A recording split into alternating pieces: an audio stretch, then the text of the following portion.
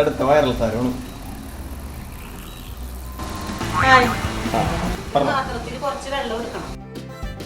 ഈ സ്രാവ് പോലത്തെ മീനുകൾ ക്ലീൻ ചെയ്യണമെങ്കിൽ ആദ്യം വെള്ളം നല്ല രീതിയിൽ വെട്ടിത്തിളപ്പിക്കണം. സ്രാവുകളിൽ തന്നെ പലതരം സ്രാവുണ്ട്. എന്നാൽ നമുക്ക് ഇട്ടേക്കുന്നത് ഒരു ഹാമർ ഹെഡ് ഷാർക്കിനെയാണ്, അഥവാ ചിറ്റികത്തലയൻ സ്രാവ്.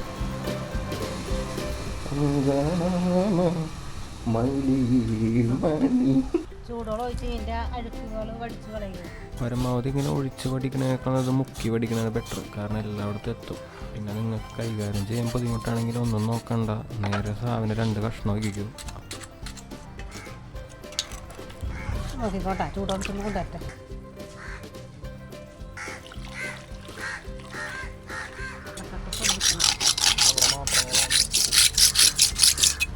പിന്നെ മീൻ നുറുക്കുമ്പോൾ പരമാവധി ചെറിയ സൈസിൽ നുറുക്കാൻ നോക്കുക. അതായത് ഓവറായിട്ട് വലുതാവാനും പാടില്ല, ഓവറായിട്ട് ചെറുതാവാനും പാടില്ല. എന്നാലേ മീനിൽ കറിയുടെ രുചി പിടിക്കുകയുള്ളൂ.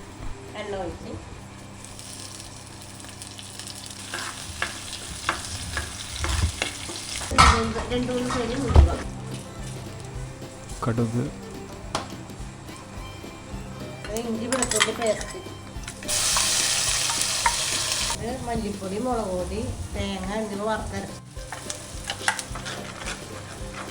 പോയി കുടപ്പുളി തിളപ്പിച്ച് വെച്ചേക്കണം.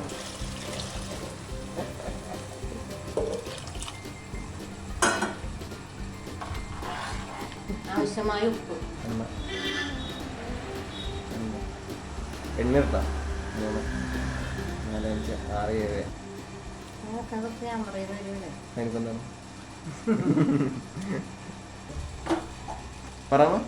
അങ്ങനെ ഒന്ന് ഇളക്കി കൊടുക്കാം. ആദ്യം ഉള്ളിട്ട് വെളിച്ചെണ്ണ ഒഴിച്ച് വെളിച്ചെണ്ണ ചൂടാക്കണം. എന്താണ് അങ്ങനെ ടമിച്ച് ആദ്യം വെളിച്ചെണ്ണ ഒഴിച്ച് ചൂടാക്കിട്ടല്ലേ വേപ്പിൻ്റെ ആദ്യം ശരിക്കും പക്ഷെ വെളിച്ചെണ്ണ വെച്ചിട്ടല്ലേ തിളപ്പിക്കണ്ടേ? എന്താണ് ഇങ്ങനെ വെച്ചേക്കണേ? അമ്മച്ചിയുടെ റെസിപ്പിയാണത്, പൂർവികന്മാരായിട്ട് കൈമാറി വന്ന റെസിപ്പിയാണത്. ആദ്യം ഉള്ളി ഇട്ടിട്ട് വെളിച്ചെണ്ണ വെച്ചിട്ട് വീണ്ടും പിന്നിട പറഞ്ഞിട്ടോ ഇതിനുള്ള ഉത്തര പ്രേക്ഷകർക്ക് അറിയണം. അങ്ങനെ ഉള്ളിയും വേപ്പിൻ്റെ ഇലയും വെളിച്ചെണ്ണയിലിട്ട് വഴറ്റിയിട്ട് നല്ല രീതിയിൽ മൂത്ത് വരുമ്പോൾ തിളച്ച് വരുന്ന കറിയുടെ മുകളിലേക്ക് അങ്ങോട്ട് ഇട്ടോളണം. അങ്ങനെ മീൻകറി റെഡി ആയിട്ടുണ്ട്. സത്യത്തിൽ ഈ മീൻകറി വായിലൊക്കാൻ പോലും കൊള്ളൂല. കാരണം അതിപ്പം മീൻകറി ഉണ്ടാക്കിയോണ്ടാണ്. അത് കുറച്ച് നേരം കഴിയണം, അതായത് റെസ്റ്റിംഗ് പീരീഡ്. എല്ലാ മീൻകറിക്കും ഒരു റെസ്റ്റിംഗ് പീരീഡ് വേണം. അപ്പം തന്നെ എടുത്ത് കഴിച്ച് കഴിഞ്ഞാൽ ഒരു രുചി ഉണ്ടാവില്ല.